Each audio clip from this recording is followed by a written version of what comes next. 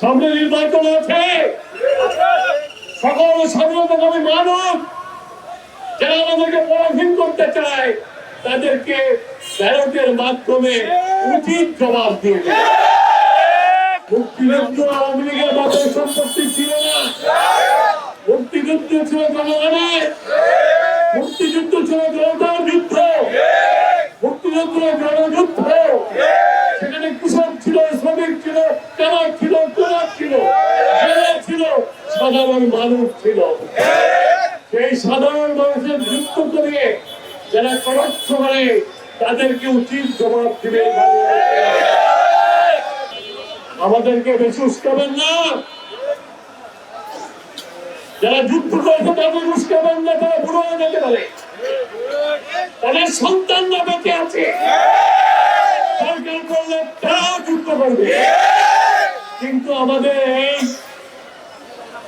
লক্ষ মায়ের ইজ্জতের বিনিময়ে, লক্ষ শহীদের রক্তের বিনিময়ে এই স্বাধীনতাকে নিয়ে নানান রকম দুঃসমোচনা করতে দেওয়া হবে না।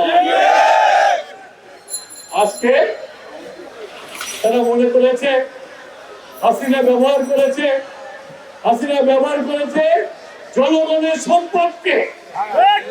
টানা তৃতীয়বার অর্জন করেছে দেশের সেরা সুপার ব্র্যান্ড স্বীকৃতি বসুন্ধরা টিস্যু। জনগণ হাসিনাকে বিদায় করেছে, তাদের সম্পদ তো ছাড়া নাই। সেটা জনগণের স্বাধীনতার যুদ্ধ, জনগণের স্বাধীনতা, বাংলাদেশের স্বাধীনতা। সুতরাং এখানে কোন রকমের কম্প্রোমাইজ চলবে না। আর আমার তোমরা প্রস্তুত হও,